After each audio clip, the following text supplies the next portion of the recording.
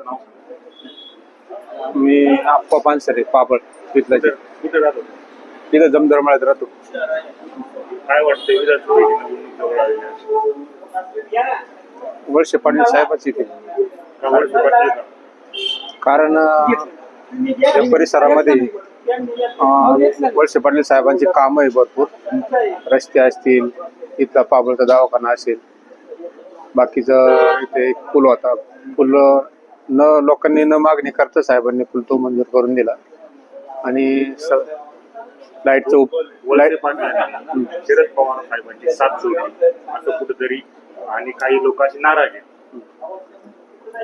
काय झालंय, वळसे पाटील साहेबांचं स्वतःच काम आहे, स्वतःच एक त्यांची एक यंत्रणा म्हणा किंवा एक त्यांच्याबद्दल सहानुभूती, कामांचा एक डोंगर आहे त्यांच्या पाठीमागे. लोकांमध्ये असं म्हणलं जातं की शरद पवार